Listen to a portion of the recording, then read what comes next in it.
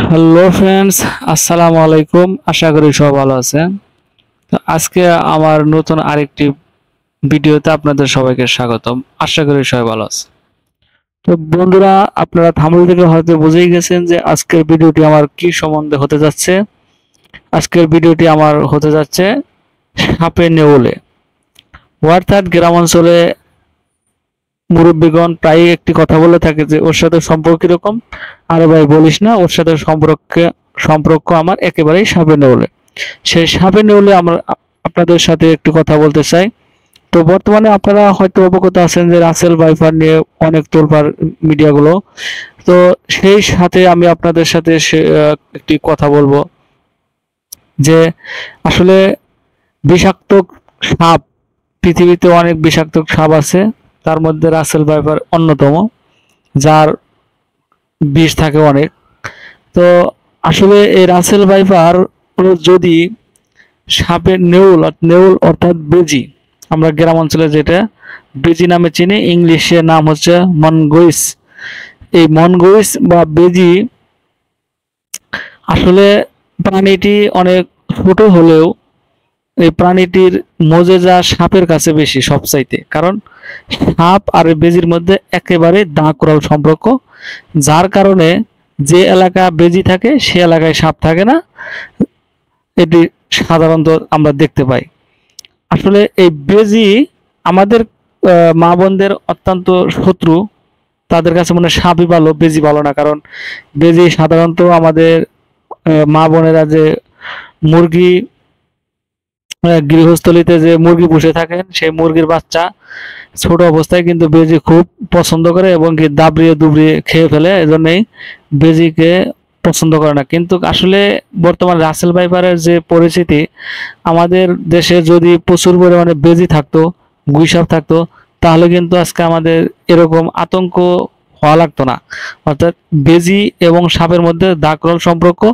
যে এলাকায় বেজি থাকবে সে এলাকায় সাপ থাকবে না। আপনারা হয়তো ছোটবেলা অনেকেই শুনছেন যে বেজি এমন একটি গাছ নিয়ে সাপের উপর দিয়ে লাফ দেয়, সাপ টুকরো টুকরো হয়ে যায়। তো এই কথাটি কতটুকু সত্য সেটি আমার জানা নেই, তো আমি বাস্তবে সচক্ষে দেখি নাই।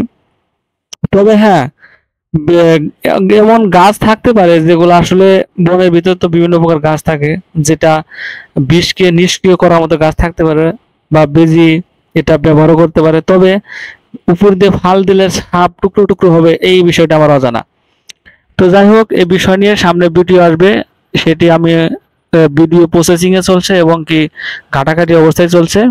যদি সঠিক কোনো তথ্য পাওয়া যায় তো বেজির গাছ সম্পর্কে আরেকটি ভিডিও আসবে অচিরেই সামনে। ততক্ষণে বন্ধুরা, আমার এই চ্যানেলটি আপনারা সাবস্ক্রাইব করে পাশেই থাকবেন। এই চ্যানেলে মূলত দেওয়া হবে অ্যানিমেলস, পশু পাখি। যারা ভালোবাসেন তারা আমার এই চ্যানেলটি অবশ্যই সাবস্ক্রাইব করে রাখবেন এবং শেয়ার করে দেবেন।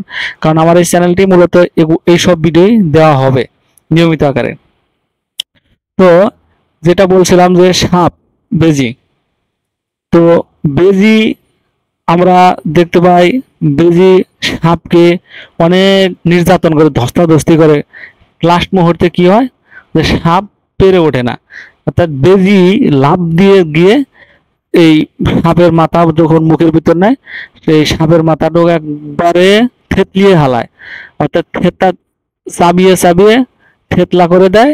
যখন আর সাপ ফনা তুলতে পারে না, সাপ কাতরাতে কাতরাতে মারা যেতে থাকে। তো কিন্তু বেজিরও কিন্তু আবার এমন এক সময় আসে যে আমরা পিকচারে বর্তমান দেখতে পাচ্ছেন যে এই বেজিটির কিন্তু নাহাল অবস্থা। অর্থাৎ মানুষ বলে যে সাপের কামড়ে বেজি মরে না, কিন্তু আসলে একটি ভুল ধারণা। কারণ সাপ, বেজিও কিন্তু মাঝে মাঝে মারা যায়। কিভাবে মারা যায়, যে তারা দুজন যখন একত্রে হয়, মুখোমুখি হয়, তাদের লড়াই কিন্তু দীর্ঘক্ষণ বা চলতে থাকে। এই দীর্ঘক্ষণ বা লড়াই চলার পথে যখন সাপ একাধিকবার বেজিকে আক্রমণ করে এবং একাধিকবার বেজির শরীরে বিষ ঢালে, অর্থাৎ বিষের পরিমাণ যদি অত্যাধিক পরিমাণ বেশি হয়ে যায়, তবে বেজিটি ক্লান্ত হয়ে পড়ে এবং কি পরিশেষে মারা যায়। তবে হ্যাঁ, সাধারণত বেজির গায়ে বিষ ঢালতে পারে না। কেন পারে না, যে বেজির শরীরে অনেক পরিমাণে লোম থাকে, আর এই লোমগুলো অনেক পিচ্ছিল।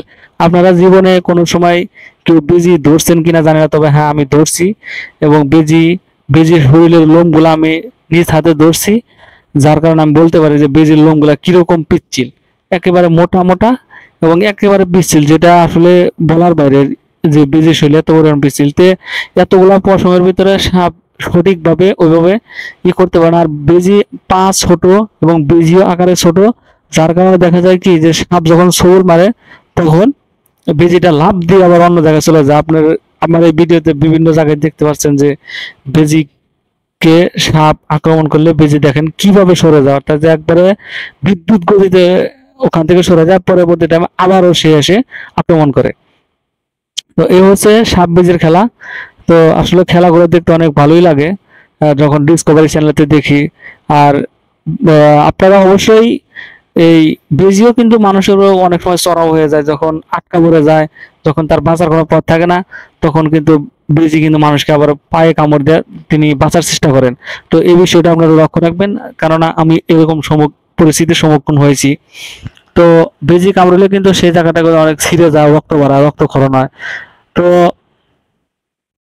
আর সাপ থেকে আপনারা সবসময় সাবধান থাকবেন। তো আমাদের প্রাণী জগতের বা আমাদের পৃথিবীতে বাস্তু সংস্থান আছে, যেটা সাইকোলজিক্যাল বৈজ্ঞানিকরা বলে যে সার্কেল সিস্টেমে, অর্থাৎ যে প্রত্যেকটি প্রাণী কিন্তু আমাদের কোনো না কোনো ভাবে উপকার আসতেছে, আর এই সার্কেল সিস্টেমে চলতেছে।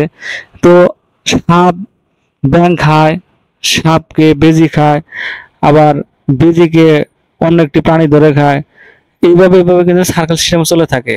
আল্লাহ তাআলা আমাদের এইভাবেই সৃষ্টি করেছেন, পৃথিবীটাকে কিভাবে চালান তিনি ভালো জানেন। তো বন্ধুরা, অনেক সাপ বেজের সঙ্গে কথাবার্তা বললাম। তো আমি চাই যে আমাদের মধ্যে সম্পর্ক যেন সাপ বেজের মতো না হয়, আমাদের মধ্যে সম্পর্ক সবসময় থাকবে বন্ধুত্ব সুলভ। তো আপনারা বর্তমান সময়ের যে রাসেল ভাইপার, অবশ্যই সেটি সম্পর্কে অনেক মিডিয়ার মাধ্যমে সচেতন হয়েছেন এবং সচেতন হয়ে থাকবেন, জোব জঙ্গলে যাবেন না। ততক্ষণে সামনে একটি ভিডিও আসতেছে, অবশ্যই চ্যানেলটি সাবস্ক্রাইব করে পাশে থাকবেন। ধন্যবাদ সবাইকে। আসসালামু আলাইকুম।